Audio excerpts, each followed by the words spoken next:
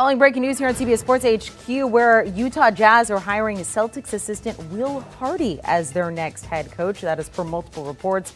He joined the Boston coaching staff in 2021 when Ime Udoka went over there after 11 years with San Antonio. He will replace Quinn Snyder, who stepped down after 8 seasons with the Jazz. Not a lot known public-wise when it comes to Will Hardy there. Doesn't even have a Wikipedia page yet, but I'm sure that will change very soon. He is set to become the youngest active head coach in the NBA at the age of 34. Began as a video intern for the Spurs all the way back in 2010 and has worked his way up since there.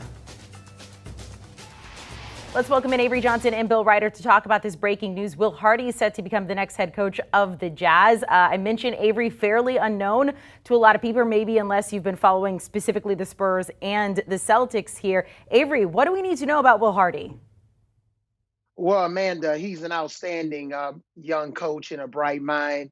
I remember in my second year at Alabama when I was in the midst of changing, my coaching staff, assistant coaching staff, and I was looking for the right fit. And I called Coach Greg Popovich and I said, "Hey, Coach, I need a star. I need a young gun that's willing to put in the work, that has a really good competence about the game and people skills and can strategize." And I'll never forget, 2 days later, Will Hardy was on the plane coming to interview with me at Alabama. And unfortunately, he decided that he wanted to stay in the NBA. But I was really impressed with his basketball IQ and his savviness on the court. We spent, 48 hours together. And unfortunately for me, he wanted to stay with the Spurs, which now he's catapulted into an assistant job with the Eastern Conference champions, the Boston Celtics, and now a head coaching job with the Utah Jazz. So really happy for Will. Bill Reiter, so we know that he's got the seal of approval from Pop there. Avery tried to hire him, said he's going to stay in the NBA. What do you make of this hire, Will Hardy, as head coach of the Jazz? It's really interesting, and Coach said it. This is a guy who's extremely well respected around the NBA. I think the view was always that he was an up-and-comer and a riser. I don't know that anyone thought he was going to rise this quickly. I mean, this is a 34-year-old who's got a remarkable resume, but he's a young dude. And I think, one of the things that people point out when you talk about him is the fact, and you noted this, Amanda, at the start of the conversation, he did come up to the video room. That is not an easy job. That is not an easy way to break into the NBA, but guys like Eric Spoelstra and Frank Vogel have come up through the video room. He's worked under Greg Popovich. He's worked for USA Basketball. He's worked for Brett Brown, who's very well respected. He should have worked for Avery, for coach, but obviously want to stick around in the NBA. So this is a dynamic basketball mind, someone people thought would be a coach eventually, but it's very early, and it's a reminder, and Danny Ainge did this with Brad Stevens. Danny Ainge does not follow the typical path or the typical requirements. Brad Stevens was coaching at Butler. People thought that was crazy when he got hired. This is a very young player. He'll be coaching players who are old, or very young coach. He'll be coaching players who are older than he is. But again, Danny Ainge not afraid to be bold, certainly a bold hire.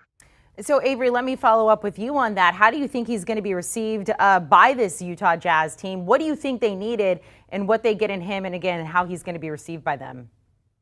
Well, this is also another, I wouldn't call it a copycat situation, but it's also similar to Mike Budenholzer. Remember, during our days when we won our first championship in 1999, Mike Budenholzer, the Milwaukee Bucks coach, was in the video room. And then he became more of a player development guy. And Will Hardy's taking that same path. I think the key for him is, what are they going to do in terms of Donovan Mitchell and Rudy Gobert? Is this hire going to coerce these guys into wanting to remain teammates under Will Hardy? Will he have a chance to sit down and share his vision? But fortunately, he has a guy in terms of an executive in Danny Ainge that has a tremendous amount of experience and success in the NBA. He's a world champion as a player and an exec back when he had Kevin Garnett and Ray Allen and Paul Pierce. So he knows what he's doing. And when you have the stability of Danny Ainge in the front office, and now you'll have Will Hardy having the chance to use his ability to coach, they'll get it figured out pretty soon. But I think those two key dominoes with Rudy Gobert and Donovan Mitchell is going to be a big key. Yeah, and I'd love to just follow up on one of the excellent points that Coach made about not exactly a copycat hire, but it is in some ways a copycat league. And as trends happen in the NBA and they work, other teams are going to emulate those trends. And some of the more successful coaches over the last few years have been surprising coaches, have been names that were somewhat obscure to the general public. And even in some NBA circles, Nick Nurse comes to mind when he was promoted from the bench to the head coaching role in Toronto. And the gentleman who is the head coach that is losing one of his assistants, Ime Udoka, fairly obscure head coach when he got that job in Boston. So it does fit the pattern that the more bold organizations, it's not all of them, but because it's not a safe move to hire someone who doesn't have head coaching experience. We have seen some of those bold organizations take a flyer on guys with tons of upside who have a great resume, a great basketball mind, but don't have the experience. It's worked several times. And again, Danny Ainge, bold enough to try and follow that same path that Toronto took with Nick Nurse, that Boston took with Ime Udoka, and that we've seen a little bit in other cases around the NBA. Avery, when you're a young coach, I mean, how do you get respect from your team like this, from a coaching perspective like you?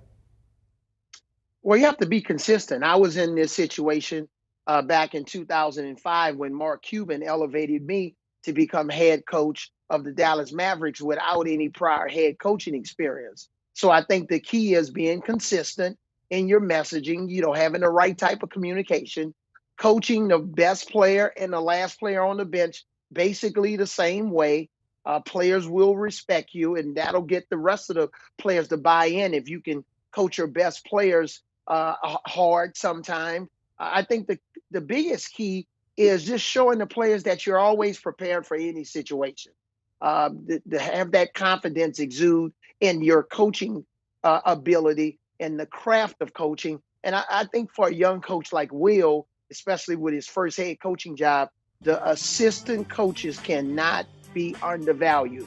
He's got to have the right assistant coaches that can be trustworthy, loyal, competent, and that's going to be a buffer between he and the players. He can't hire any locker room lawyers. Trust me, it doesn't work. Bill, let me ask you this. Let's swing it forward for the Utah Jazz. Talk to me about some of their offseason needs and Will Hardy, maybe some moves you'd like to see him make in his first couple months there as head coach. I mean, I think it's a great question. I mean, the first thing that needs to happen is that Danny Ainge, and he may already know, but has to execute whatever vision that it is that he has for the future of this team. Is it a full rebuild? Is it a full teardown? Is it a partial teardown? What becomes of Donovan Mitchell? To what degree does Danny Ainge believe the players in that locker room, as Coach just talked about, are going to be on board for whatever it is, if it's a less competitive basketball team in the short term, plus a very, very young head coach? So, and again, Danny Ainge, very good at what he does, obviously built, I don't know if it's a juggernaut, but a success story and a pretty long-term one in Boston, is going to have to implement his vision for what he wants this team to be. And there's a lot of moving parts, Donovan Mitchell, Rudy Gobert, that entire team, and what they're going to look like and what their short-term prospects are going to be. And I think another huge key, Amanda and Bill, is what's going to be Dwayne Wade's role moving forward. Is he going to take a more significant role in terms of being part of that ownership group? How is he going to help Will Hardy's transition? Because obviously he has a outstanding relationship and a well-respected relationship with the Jazz players. So I think leaning on Wade, especially if he's going to move forward in his role, he had a significant presence on the sideline at a lot of playoff games. I know he spent some time working with other networks and TV, but I think getting Dwayne Wade to buy into the vision, as Bill alluded to, and how they move forward is going to also be critically important. And Bill, one more thing I want to add to you. We're coming down today. Also, David Fizdale, they are hiring as an associate GM there. So this front office getting another shakeup, or another piece, I should say, added to it. So you have Danny Ainge, you have Dwayne Wade. Coach talked about what his role is going to be moving forward. And now David Fizdale into the mix. Bill, what do you make of that?